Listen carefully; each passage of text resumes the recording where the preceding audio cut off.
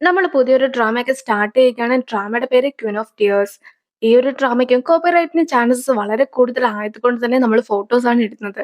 ഈ ഒരു ഡ്രാമയ്ക്ക് ഇൻട്രൊഡക്ഷൻ ഒന്നും നൽകേണ്ട കാര്യമില്ല. ഇതിന്റെ തുടക്കം തന്നെ എന്താണ് ഇതിന്റെ സ്റ്റോറി എന്ന് എല്ലാവർക്കും മനസ്സിലാകുന്നതാണ്. അതുകൊണ്ട് തന്നെ ഇൻട്രോ ഒന്നും കൊടുക്കാതെ നമുക്ക് ഡയറക്റ്റ് ആയിട്ട് ഡ്രാമയിലേക്ക് കടക്കാം. എപ്പിസോഡ് തുടങ്ങുമ്പോൾ തന്നെ ഹീറോയിനായിട്ടുള്ള ഹെയിന്റെയും ഹീറോ ആയിട്ടുള്ള ഹ്യുൻവോയുടെയും വിവാഹമൊക്കെയാണ് കാണിക്കുന്നത്. ക്വീൻസ് ഗ്രൂപ്പ് എന്ന കൊറിയയിലെ തന്നെ ഏറ്റവും വലിയ കമ്പനികളിൽ ഒന്നിലേക്കൊക്കെയാണ് ഹ്യുൻവോ വിവാഹം കഴിച്ച് പോയിട്ടുള്ളത്. ഇപ്പോൾ അവരുടെ വിവാഹമൊക്കെ കഴിഞ്ഞിട്ട് 3 വർഷമായിരിക്കുന്നു. അവരുടെ രണ്ടുപേരുടെയും ഒരു ഇന്റർവ്യൂ ഒക്കെ നടത്തുകയാണ്. ഞാൻ പ്രണയിച്ച ആളെ തന്നെ എനിക്ക് വിവാഹം കഴിക്കുവാനായിട്ട് സാധിച്ചു. അതിന്റെ സന്തോഷത്തിലാണ് ഞാൻ ഇപ്പോഴും ഉള്ളതെന്നൊക്കെയാണ് ഹ്യുൻവു പറയുന്നത്. ഞാൻ ഇതുവരെയായിട്ടും എന്റെ ഫേസ് ഒന്നും റിവീൽ ചെയ്തിട്ടുണ്ടായിരുന്നില്ല. അതുകൊണ്ട് തന്നെ ഞാൻ പണക്കാരി ആയതുകൊണ്ട് മാത്രമാണ് ഹ്യുൻവുവിനെ വിവാഹം കഴിച്ചതെന്നൊക്കെ ആയിരുന്നു ആളുകൾ പറഞ്ഞിട്ടുണ്ടായിരുന്നത്.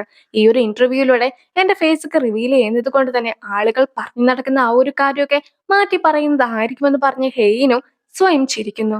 ഒരു സാധാരണ ലൈഫ് മാത്രമാണ് ഞങ്ങളുടേതെന്നൊക്കെ ഹീറോ പറയുന്നുണ്ടെങ്കിലും ഹീറോ പറയുന്ന കാര്യങ്ങളും യഥാർത്ഥത്തിൽ നടക്കുന്ന കാര്യങ്ങളും കൂടി ഒന്നിച്ചു കാണിക്കുകയാണ്. ഞങ്ങൾ ഒരുമിച്ചാണ് എണീക്കാറുള്ളതെന്നൊക്കെ ഹീറോ പറയുന്നുണ്ടെങ്കിൽ പോലും യഥാർത്ഥത്തിൽ അവർ രണ്ടുപേരും രണ്ട് റൂമിലേക്കായിരുന്നു കിടന്നുറങ്ങിയിട്ടുണ്ടായിരുന്നത്. ഒന്നിച്ചിരുന്നാണ് ആഹാരം കഴിക്കുന്നതെന്ന് അവർ പറയുമ്പോൾ പോലും അവർ യഥാർത്ഥത്തിൽ ഒരേ ടേബിളിലൊക്കെയാണ് ഇരിക്കുന്നതെങ്കിൽ പോലും ഒരുപാട് അകലമൊക്കെ പാലിച്ചിട്ടുമുണ്ടായിരുന്നു. ഒരേ വണ്ടിയിൽ അവർ ഓഫീസിലേക്കൊക്കെ പോകുമെങ്കിൽ പോലും പരസ്പരം ഒന്നും നോക്കുക പോലും ചെയ്യുകയില്ല. മാത്രമല്ല, ഓഫീസിലെത്തുന്ന അവരാകട്ടെ രണ്ട് ഡിപ്പാർട്ട്മെന്റിൽ പോയി വർക്കും ചെയ്യും. അവൻ വളരെയധികം ഹാപ്പിയാണെന്നൊക്കെ പറയുന്നുണ്ടെങ്കിൽ പോലും യഥാർത്ഥത്തിൽ അവൻ ഒട്ടും തന്നെ ഹാപ്പി ആയിരുന്നില്ല. എങ്ങനെയാണ് അവർ രണ്ടുപേരും പരസ്പരം കണ്ടുമുട്ടിയതെന്നൊരു ചോദ്യമൊക്കെ അവർക്കിടയിൽ വരികയാണ്. പഠനമൊക്കെ കഴിഞ്ഞ സമയത്ത് ക്വീൻസിന്റെ തന്നെ ഡിപ്പാർട്ട്മെന്റ് സ്റ്റോറിലൊക്കെ അവളും ഒരു ഇന്റേൺ ആയിട്ട് വർക്ക് ചെയ്തിട്ടുണ്ടായിരുന്നു. അതും അതിന്റെ ഓണറാണെന്ന് പറയാതെയാണ് വർക്ക് ചെയ്തത്. അവിടെ വെച്ച് അവളെ കണ്ട് ഇഷ്ടപ്പെട്ട അവനാകട്ടെ പിന്നീട് പിറകെ നടന്ന് ഹെൽപ്പ് ചെയ്യുകയും ഫ്ലേർട്ട് ചെയ്യുകയൊക്കെ ചെയ്തിട്ടുണ്ടായിരുന്നു എന്നാണ് അവൾ പറയുന്നത്. പക്ഷെ അവൻ പറയുന്നത് മറ്റൊരു കാര്യമാണ്. ഫോട്ടോ കോപ്പി ഒക്കെ ചെയ്യുന്ന മെഷീൻ ശരിക്കും വർക്ക് ചെയ്യാതെ ആക്കുമ്പോഴത്തേക്കും അവളും ആ ഒരു മെഷീനിട്ട് ഒരുപാട് ചവിട്ടൊക്കെ ചവിട്ടുന്നത് അവൻ കണ്ടിട്ടുണ്ടായിരുന്നു.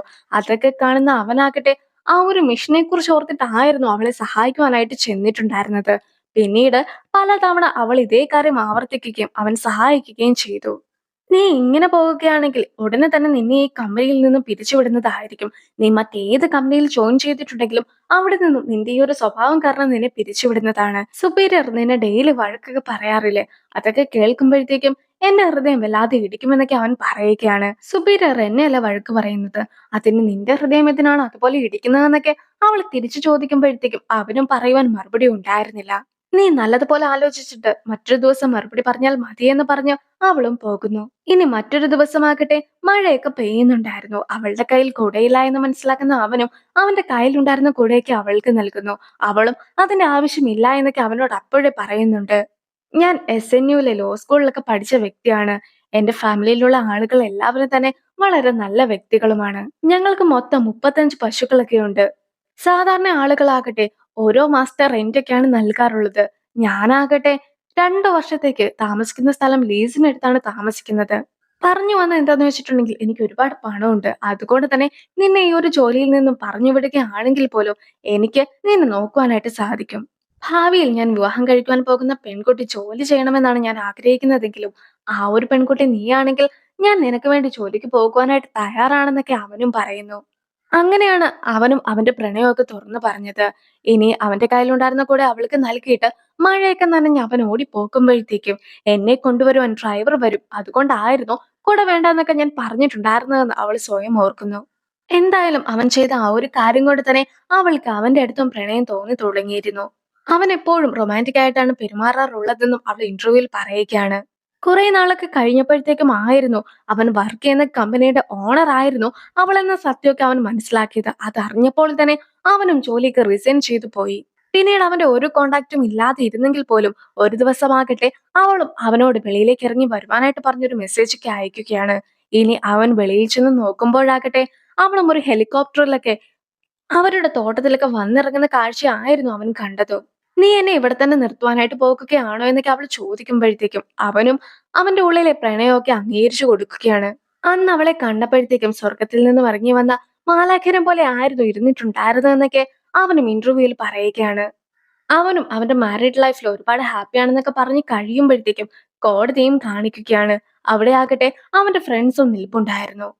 അതില് ഒരു അഡ്വക്കേറ്റ് ആകട്ടെ നമ്മുടെ ഹ്യുൻവോ വിവാഹമോചനമൊക്കെ നടത്തുവാനായിട്ട് പോകുകയാണെന്ന് പറയുന്നു.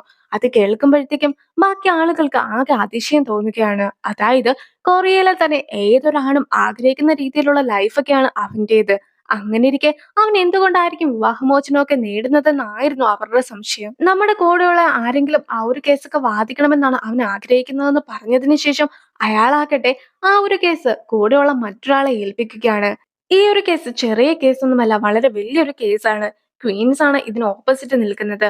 അതുകൊണ്ട് തന്നെ ഈ ഒരു കേസിൽ എന്തെങ്കിലും പ്രശ്നമൊക്കെ ഉണ്ടാക്കുമെന്ന് ഭയപ്പെട്ടിട്ടായിരുന്നു ആ ഒരു അഡ്വക്കേറ്റും കേസ് കൂടെയുള്ള ആളെ ഏൽപ്പിച്ചിട്ടുണ്ടായിരുന്നത്. പക്ഷെ അതൊക്കെ മനസ്സിലാക്കുന്ന അയാളും കേസ് ഏറ്റെടുക്കുവാൻ തയ്യാറല്ല എന്ന് പറഞ്ഞു നിൽക്കുന്നു. ക്വീൻസ് ഗ്രൂപ്പിന്റെ മരുമകനാക്കുക എന്ന വലിയൊരു ദൗത്യമൊക്കെയാണ് അവനിപ്പോൾ ഉള്ളത്. അങ്ങനെയിരിക്കെ അവൻ എന്തുകൊണ്ടായിരിക്കാം ഡിവോഴ്സ് ചെയ്യുന്നതെന്ന് ഒരാൾ ചോദിക്കുമ്പോഴത്തേക്കും ആ പെണ്ണിന് വട്ടായത് കൊണ്ടാണെന്ന് മറ്റൊരാൾ മറുപടിയൊക്കെ നൽകുന്നു. ട്രില്യൺ ബില്യണേഴ്സിന്റെ ഒരു ഗ്രൂപ്പ് ഒക്കെ ഉണ്ട്. ആ ഗ്രൂപ്പില് ഹെയ്നെ ചേർത്തിട്ടില്ല. അവളുടെ കമ്പനിക്കാകട്ടെ ഒരു 100 മില്യന്റെ കുറവൊക്കെ ഉണ്ട്. അതുകൊണ്ടായിരുന്നു ചേർക്കാതെ പോയതും. എങ്കിൽ പോലും അവൾ അതിനെക്കുറിച്ച് തന്നെ സംസാരിച്ചുകൊണ്ടൊക്കെ വരികയാണ്. അവരുടെ ഡിപ്പാർട്ട്മെന്റ് സ്റ്റോറിലാകട്ടെ പ്രോഫിറ്റ് ഒക്കെ കുറഞ്ഞ രീതിയിലുള്ള ചില ബ്രാൻഡുകളുണ്ട്. ആ ഒരു ബ്രാൻഡുകളെല്ലാം തന്നെ അടച്ചു പൂട്ടുവാനായിട്ടായിരുന്നു ഹെൻ നിർദ്ദേശിച്ചിട്ടുണ്ടായിരുന്നത്. പക്ഷേ മീറ്റിംഗിലുള്ള ആളുകളാകട്ടെ ലീഗൽ ഡിപ്പാർട്ട്മെന്റിന്റെ അടുത്ത് ചോദിച്ചു കഴിഞ്ഞപ്പോഴത്തേക്കും അതിന്റെ ആവശ്യമില്ല എന്നായിരുന്നു ഹെയ്ന്റെ ഹസ്ബൻഡ് പറഞ്ഞിട്ടുണ്ടായിരുന്നതെന്നൊക്കെ അവളെയും അറിയിക്കുന്നു. ഹ്യുൻവോ മറ്റൊരു മീറ്റിംഗിലൊക്കെ ആയിരുന്നു ഉണ്ടായിരുന്നതെങ്കിൽ പോലും ഹെയ്ൻ അവനെ വിളിപ്പിച്ചിരിക്കുകയാണ്. അവൻ എന്തുകൊണ്ടാണ് ആ ഒരു ബ്രാൻഡുകളൊന്നും പൂട്ടേണ്ടെന്ന് പറഞ്ഞിട്ടുണ്ടായിരുന്നതെന്ന് അവൾ ചോദിക്കുമ്പോഴത്തേക്കും അവനാകട്ടെ 500 മില്യണിൽ കൂടുതൽ തുകയൊക്കെ എടുത്തിട്ടായിരുന്നു അവര് ബ്രാൻഡൊക്കെ തുടങ്ങിയിട്ടുണ്ടായിരുന്നത്. അങ്ങനെയിരിക്കെ പെട്ടെന്ന് അതൊക്കെ പൂട്ടുകയാണെങ്കിൽ അവർക്ക് ഒരുപാട് നഷ്ടം വരുന്നതാണ്. നമ്മൾ ഈ ഒരു കാര്യത്തിൽ ലീഗലായിട്ട് മുന്നോട്ട് പോകുകയാണെങ്കിൽ പോലും ആ ഒരു കേസിൽ നമ്മൾ തോൽക്കുന്നതായിരിക്കും. അവരുടെ ഭാഗത്താണ് ന്യായമുള്ളത്. ഇനി നമ്മൾ ഈ ബ്രാൻഡ്സിനെ പുറത്താക്കുകയാണെങ്കിൽ അവർക്ക് നമുക്കെതിരായിട്ടൊക്കെ കേസ് കൊടുക്കാനായിട്ട് സാധിക്കും. അതിൽ അവർ വിജയിക്കുവാൻ വളരെ സാധ്യതയുണ്ട് എന്നൊക്കെ അവൻ അറിയിക്കുമ്പോഴത്തേക്കും ഉപദേശം തരുവാനായിട്ടായിരുന്നില്ല നിന്നെ ഞാൻ വിളിപ്പിച്ചിട്ടുണ്ടായിരുന്നത്. ഞാൻ പൂട്ടണമെന്ന് പറഞ്ഞിട്ടുണ്ടെങ്കിൽ ആ ഒരു സ്ഥാപനങ്ങളെല്ലാം തന്നെ പൂട്ടുക തന്നെ ചെയ്യണം. പിന്നെ കേസ് കൊടുക്കുന്ന കാര്യം, നിങ്ങളെയൊക്കെ ഇവിടെ നിയമിച്ചിട്ടുള്ളത് തന്നെ ഞാൻ കൊടുക്കുന്ന കേസുകളൊക്കെ വിജയിപ്പിക്കുവാനായിട്ട് മാത്രമാണ്. അല്ലാതെ എന്നെ ഉപദേശിക്കുവാനായിട്ട് ആരും വരേണ്ടെന്നൊക്കെ പറഞ്ഞിട്ട് അവളും അത്രയും പേരുടെ മുമ്പിൽ വെച്ച് അവനെ അപമാനിച്ചിട്ടൊക്കെ ഇറങ്ങിപ്പോകുന്നു. ഇനി അവർ ലിഫ്റ്റിൽ വെച്ച് കണ്ടുമുട്ടുമ്പോഴത്തേക്കും നമ്മൾ അത്രയ്ക്ക് നല്ല രീതിയിലല്ല എന്നൊക്കെ ബാക്കിയുള്ള ആളുകളെ കാണിക്കുവാനായിട്ടാണോ നീ ഇങ്ങനെയൊക്കെ ചെയ്യുന്നതെന്ന് അവൾ ചോദിക്കുമ്പോഴത്തേക്കും വർക്കും റിലേഷൻഷിപ്പും ഒരുപോലെ അവൻ കൊണ്ടുപോയിട്ടില്ല എന്നൊക്കെയാണ് അറിയിക്കുന്നത്. പക്ഷെ അപ്പോൾ മറ്റൊരു മാനേജറിന്റെ കേസിനെ കുറിച്ച് അവളും സംസാരിക്കുന്നു. ആ ഒരു മാനേജറിനെ ജോലിയിൽ നിന്ന് പിരിച്ചുവിടുവാനായിട്ടൊക്കെ അവൾ തീരുമാനിച്ചതായിരുന്നു. ആ വിവരം അവനെ അറിയിക്കുകയും ചെയ്തു. പക്ഷെ അവനാകട്ടെ ആ ഒരു മാനേജറിനെ ഹെൽപ്പ് ചെയ്തിട്ടുണ്ടായിരുന്നു. ആ ഒരു കാര്യമൊക്കെ അവൾ പറയുമ്പോഴത്തേക്കും അദ്ദേഹം ആദ്യം മുതലേ നമ്മുടെ കൂടെയുള്ള ഒരാളാണ്. അദ്ദേഹം എന്തെങ്കിലും തെറ്റ് ചെയ്യുകയാണെങ്കിൽ നമ്മൾ അത് പറഞ്ഞു കൊടുക്കുകയാണ് ചെയ്യേണ്ടത്. ഇപ്പോഴും അദ്ദേഹം നല്ല രീതിയിൽ തന്നെ വർക്ക് ചെയ്യുന്നുണ്ടെന്നൊക്കെ അവനും അറിയിക്കുകയാണ്. നീ എല്ലാവരുടെയും അടുത്ത് വളരെയധികം സ്നേഹത്തോടെയൊക്കെയാണ് പെരുമാറുന്നത്. അതിന്റെ യാതൊരു വിധത്തിലുള്ള ആവശ്യവും ഇല്ല എന്നൊക്കെ അവൾ പറഞ്ഞു പോകാൻ തുടങ്ങുമ്പോഴത്തേക്കും അവനും 1 മണിക്കൂറിനുള്ളിൽ ഒരു സ്ഥലത്തേക്കൊക്കെ എത്തുവാനായിട്ട് അവളോട് പറയുകയാണ്. അവൾ വരാമെന്ന് പറയുന്നുണ്ടെങ്കിൽ പോലും അവൻ രാത്രി വരെ അവൾക്ക് വേണ്ടി കാത്തിരിക്കുന്നുണ്ടെങ്കിലും അവൾ എത്തുന്നുണ്ടായിരുന്നില്ല. അവനും ഡിവോഴ്സ് ചെയ്യുവാനുള്ള ഒരു ഫോമൊക്കെ പ്രിന്റ് ചെയ്ത് വെച്ചതായിരുന്നു. അപ്പോഴാണ് ഫാമിലി മീറ്റിംഗിലേക്ക് അവന് ചെല്ലുവാനായിട്ട് പറഞ്ഞൊരു മെസ്സേജ് ഒക്കെ വരുന്നത്. ഹേനും ഹ്യുൻവോവും കൂടി ചേർന്നിട്ട് വർക്കിന്റെ സമയത്ത് അടിയൊക്കെ കൂടുന്നത് പലരും കണ്ടിട്ടുള്ളതാണ്. അതുകൊണ്ട് തന്നെ ഇവരുടെ ഡിവോഴ്സ് ഒക്കെ കഴിഞ്ഞതാണെന്നുള്ള രീതിയിൽ റൂമേഴ്സും പടർന്നിട്ടുണ്ട്. ഒരു ഫാമിലി ഇന്റർവ്യൂ ഒക്കെ ഇപ്പോൾ നടത്തുകയും പിന്നീട് ആർട്ടിക്കിൾസ് ഒക്കെ പ്രസിദ്ധീകരിക്കുകയും ചെയ്യുകയാണ് എങ്കിൽ ഈ ഒരു റൂമേഴ്സ് എല്ലാം തന്നെ ഇല്ലാതാക്കുന്നതാണെന്നാണ് ഫാമിലി മെമ്പേഴ്സ് പറയുന്നത്. ഹെയിന്റെ സഹോദരനാകട്ടെ മറ്റൊരു വർക്കിന്റെ കാര്യമൊക്കെ പറഞ്ഞ് ഹ്യുൻവുവിനെ കുറ്റപ്പെടുത്തുകയാണ്. അതിന് കൃത്യമായ ന്യായങ്ങളൊക്കെ ഹ്യുൻവുയുടെ ഭാഗത്ത് ഉണ്ടായിട്ട് പോലും അതൊന്നും കേൾക്കുവാനായിട്ട് ബാക്കിയുള്ള വീട്ടിലെ ആളുകൾ തയ്യാറാകുന്നു പോലുമില്ല. അധികം വൈകാതെ ഒരു കുട്ടിയൊക്കെ ഉണ്ടാകുകയാണെങ്കിൽ റൂമേഴ്സും ഇല്ലാതാക്കുന്നതായിരിക്കും. അതുകൊണ്ട് തന്നെ അതിനുള്ള കാര്യങ്ങളൊക്കെ നോക്കുവാനായിട്ട് അമ്മ നിർദ്ദേശിക്കുന്നു. കുട്ടി ഉണ്ടായതിനു ശേഷം 2 വർഷം MBA പഠിക്കുവാനായിട്ട് വെളിയിൽ പോയി നിൽക്കണമെന്നൊക്കെ അവന്റെ അടുത്ത് അമ്മ പറഞ്ഞു കഴിയുമ്പോഴത്തേക്കും അവന് ഡിഗ്രി എടുക്കുവാൻ ഒരു പ്ലാനും ഇല്ല എന്ന കാര്യം അവൻ നേരത്തെ തന്നെ അറിയിച്ചിട്ടുണ്ടായിരുന്നതിനെ കുറിച്ചും അവൻ പറയുകയാണ്. പക്ഷേ ഫാമിലിയിലെ ആളുകൾ എന്ത് പറയുന്നു അത് കേൾക്കുക മാത്രമാണ് അവന്റെ ഡ്യൂട്ടി എന്ന് അവർ ഓർമ്മപ്പെടുത്തുന്നു. ഇതുവരെ ജനിക്കാത്ത ആ ഒരു കുഞ്ഞിന് ഹോങ് സൂബിൻ എന്നൊരു പേര് പോലും അച്ഛൻ ഇട്ടിട്ടുണ്ടായിരുന്നു. പക്ഷെ ഹോങ് എന്ന് പറയുന്നത് എന്റെ ഫാമിലി നെയിമാണ്. സാധാരണ അച്ഛന്മാരുടെ ഫാമിലി നെയിമൊക്കെയല്ലേ കുട്ടികൾക്ക് ഇടാറുള്ളതെന്നൊക്കെ ഹിനുവ ചോദിക്കുമ്പോഴത്തേക്കും അതൊക്കെ പണ്ട് കാലത്തെ കാര്യങ്ങളാണ്. ഇപ്പോൾ നമ്മൾ ഒരുപാട് പുരോഗമിച്ചല്ലോ. അതുകൊണ്ട് തന്നെ ഇപ്പോൾ അമ്മമാരുടെ പേരാണ് എല്ലാവരും ഇടാറുള്ളതെന്നൊക്കെ അച്ഛനും പറയുന്നു.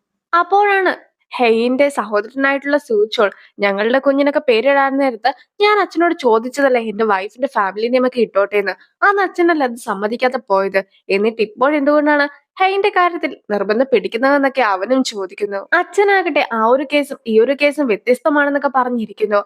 ഇനി നമ്മുടെ ഹ്യുനുവിന് ഒരുപാട് കാര്യങ്ങളൊക്കെ പറയുവാനായിട്ടുണ്ടായിരുന്നെങ്കിലും പല കാര്യത്തിലും ഭാര്യ ഒന്ന് റിയാക്ട് പോലും ചെയ്യാത്തത് കൊണ്ട് തന്നെ അവനും അതൊന്നും തന്നെ പറയാതെ ഇരിക്കുന്നു. ഈ ഒരു ഡ്രാമയുടെ ഓരോ എപ്പിസോഡും 1.5 മണിക്കൂറൊക്കെ ഉള്ളതുകൊണ്ട് പല പല വീഡിയോസ് ഒക്കെ ആയി കഴിയുമ്പോഴത്തേക്കുമാണ് ഒരു എപ്പിസോഡെങ്കിലും കഴിയുക.